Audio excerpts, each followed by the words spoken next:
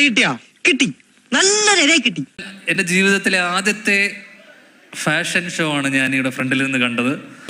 കേൾക്കാൻ നല്ല രസമുണ്ട്. ആഴ്ചക്ക് ഫാഷൻ ഷോ കാണണം, എവിടെയെങ്കിലും പോയിട്ട്.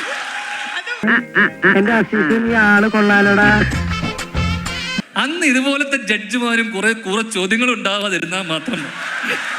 എന്റെ ആറ്റുകാൽ ഭാസ്കര, അങ്ങനെ ഒരു ദൈവം ഇല്ല. ഇത്തരം സന്ദർഭങ്ങളിൽ ഇല്ലാത്ത ദൈവത്തെ വരെ വിളിച്ചു പോകും.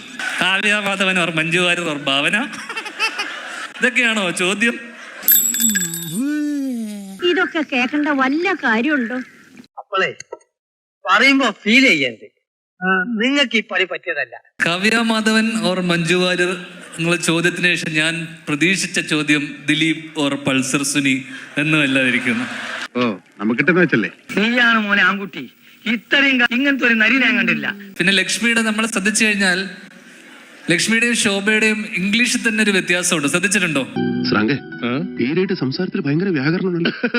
അതിന്റെ ശിഷ്യനായിട്ടുള്ള സംസർഗത്തിന് ലഭിച്ചതാ. ശോഭ പുറത്തു പോയിട്ട് പറയുന്ന കേട്ടു, "Can I have one glass of chai and പഴംപൊഴി?" എന്തോ പറഞ്ഞ. എന്റെ ഭയ, ഞാനൊന്നും പറഞ്ഞിട്ടില്ല. മുതലാളി ഒരു പ്രാവശ്യം പറഞ്ഞിട്ടുണ്ട് ബോട്ടിൽ വെച്ചേ, മുതലാളി മറന്നുപോയതാ. ശോഭ പഴംപൊരിയുടെ ഇംഗ്ലീഷ് അറിയില്ലേ? Banana fritters. ലക്ഷ്മി, ഞാൻ എന്താ പറയാ നിന്നെ കുറിച്ച്?